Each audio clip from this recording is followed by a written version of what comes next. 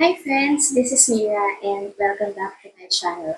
So this video is about classics for beginners. If you want to dip your toes into classics and is intimidated on where to start, this video is for you.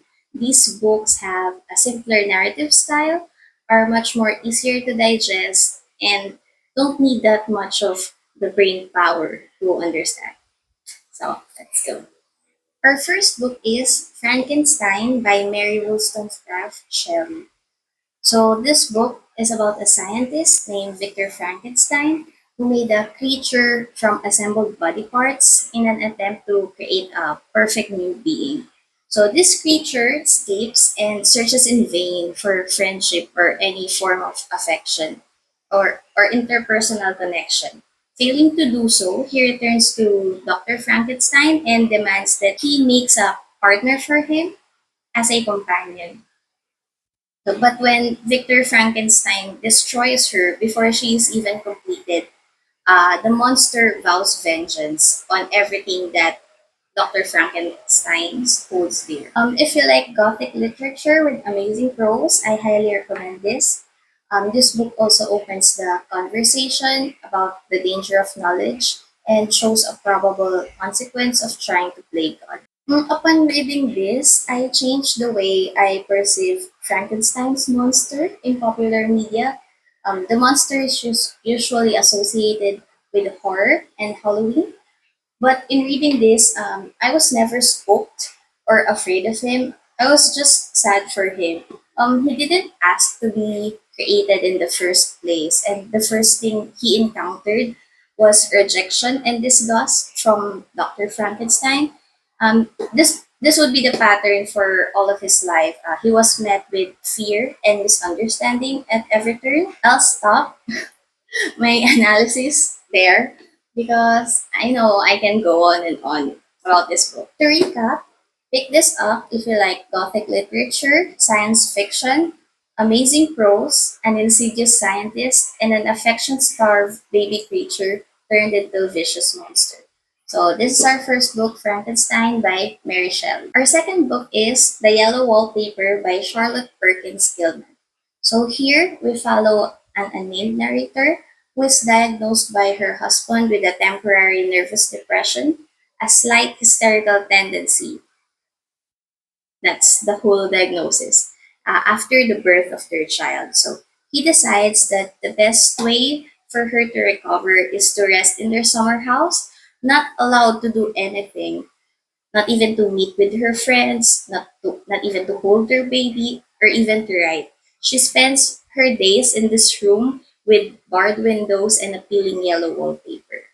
As she stays there, this woman grows obsessed with a horrible yellow wallpaper covering the room. She starts to see a woman hiding behind the intricate design of the yellow wallpaper. With nothing else to occupy her mind, the woman resolves to unlock the mystery behind the wallpaper. Her quest, however, leads not to the truth but into the darkest depths of madness. This story surprised me in the best way possible.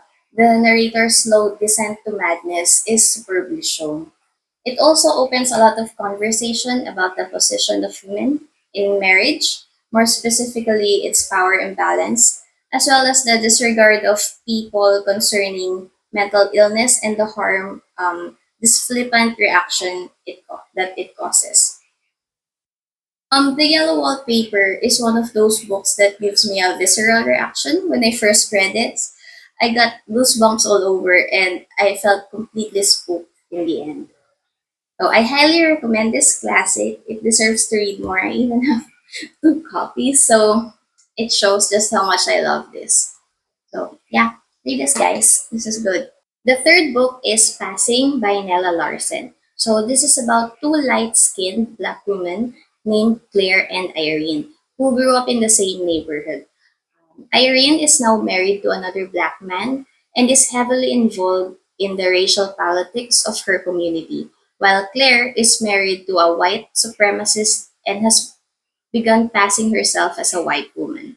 When they met again as adults, they rekindled their friendship to escape their subpar domestic lives.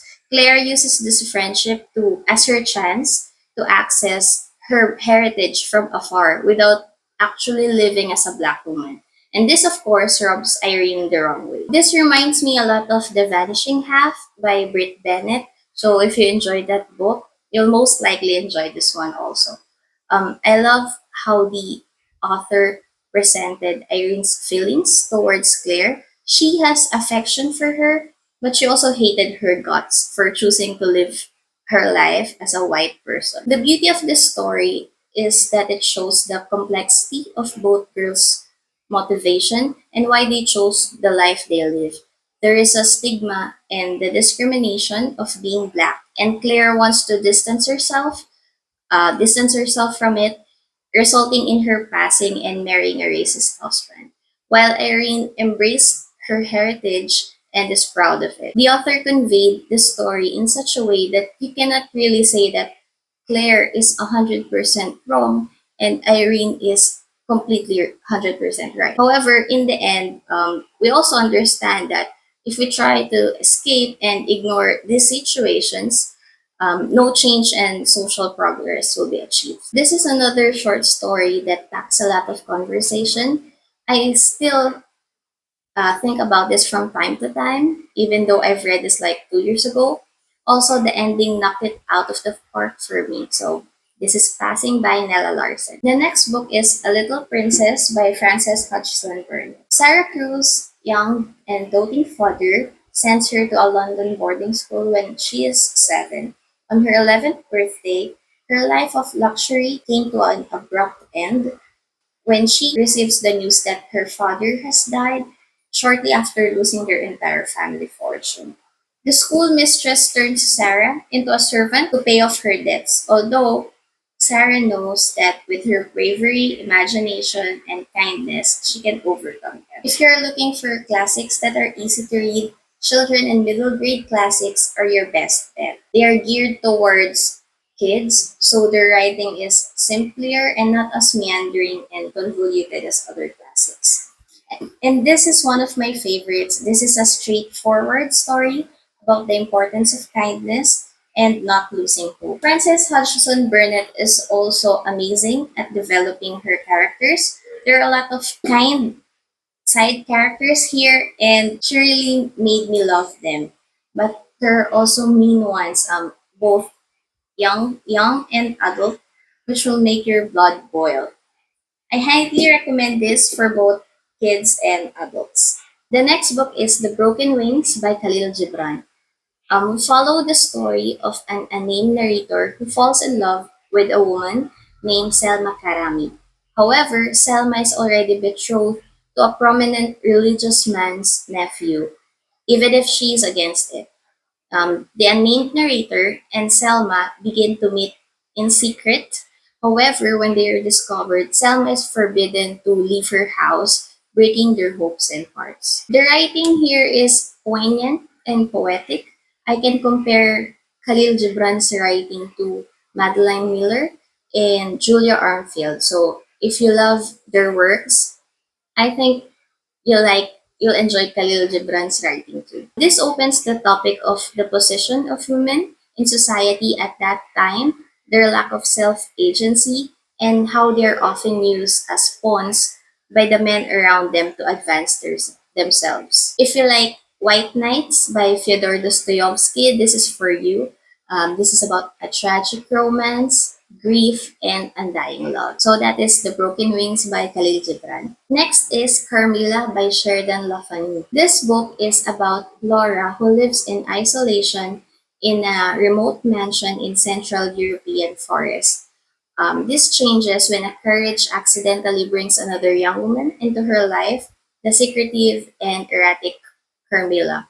As Carmilla's actions becomes more puzzling and volatile, Laura develops bizarre symptoms, and as her health goes into a decline, Laura and her father discovers something monstrous and horrific. I am currently reading Dracula by Bram Stoker, so I'm excited to compare these two. If you're not familiar with Carmilla, this book is 25 years older than Dracula. I'll be sure to update you on which one I like better after finishing Dracula.